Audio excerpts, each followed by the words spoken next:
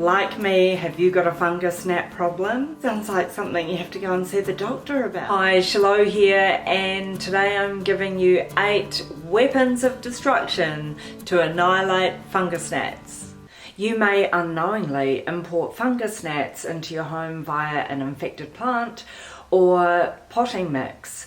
I've opened bags of potting mix before and fungus gnats come flying out. You can pretty much guarantee that in that bag of potting mix there are eggs ready to be hatched into larvae, or there is larvae in that bag. But don't worry, you don't have to throw out the potting mix, because we can sterilise it and you will be able to use it again.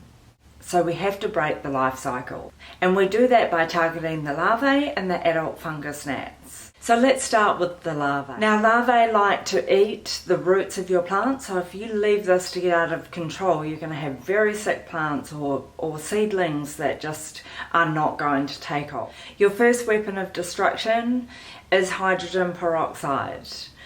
Use a soil flush. Mix 1 part 3% hydrogen peroxide to 4 parts of water and pour over the soil. You might hear a little bit of sizzling and bubbling, and that's okay. Don't overuse the solution. So if you're finding the cycle is continuing, do the drench, wait a week, and then do the drench again.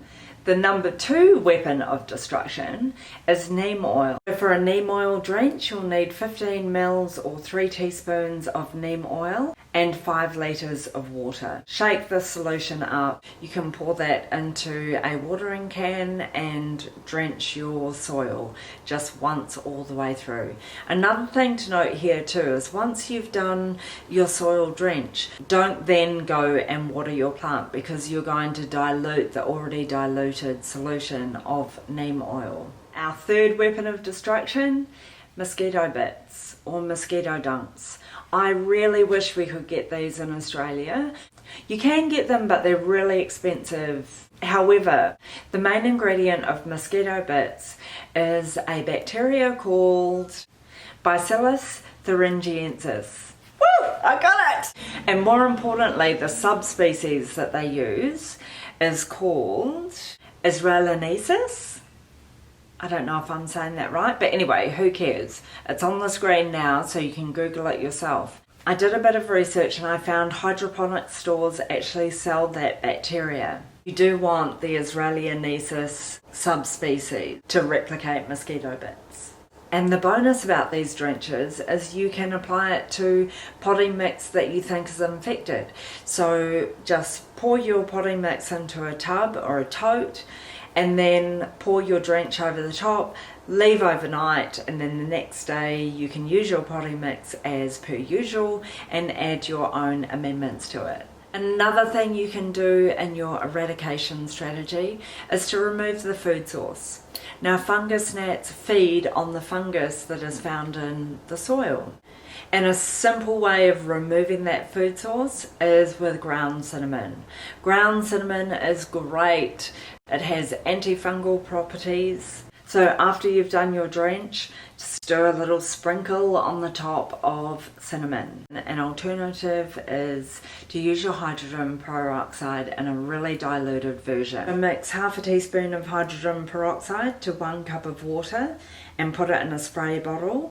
When you've planted your seeds, just do a light spray over the top, or you can use that same diluted hydrogen peroxide and spray over the top of your indoor plants. And our number 6 weapon of destruction would be mulch.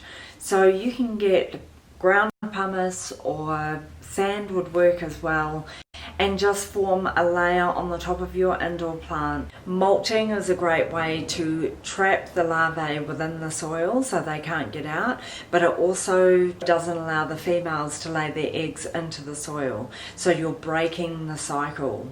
And used in conjunction with a soil drench, oh, perfect. Let's move on to dealing with the adults. Female fungus gnats can lay 100 to 300 eggs, so you can see why it's so important as soon as you realize that you have fungus gnats to get on your eradication strategy pronto, because it can just get out of control. Weapons of destruction number 7, sticky traps. You can buy these at your local hardware store or garden centre. The fungus gnats are really attracted to that and they fly towards it, and as soon as they land on it they stick to the yellow card and then they can't get away and they end up dying. They're not cheap and they're not pretty, but we've got to break that cycle. So you got to do what you got to do. You could make these sticky traps yourself. Now, I did not find that worked at all. But if you want to give that a go, you can, but I would not recommend that. Just bite the bullet, lay down the cashola, and go and get some sticky traps. And finally, number 8, which shouldn't really be at the end because I have found this method to be so effective, and that's apple cider vinegar. You don't need your bougie organic apple cider vinegar with the mother. Put apple cider vinegar in any container that you can find and pour a drop of dishwashing soap in there, mix it around, because the dishwashing soap just breaks the surface tension, and then when the fungus gnats are attracted to the apple cider vinegar, they fly in and then they end up drowning in the solution. Don't bother with cling film over the container and putting holes in it and apparently they fly in and get trapped in there. Look, the apple cider vinegar is going to work. Apple cider vinegar traps are really effective. It's a trap! And that's 8 strategies to eliminate fungus gnats. So use those in combination until eradication is complete. And good luck. See you guys.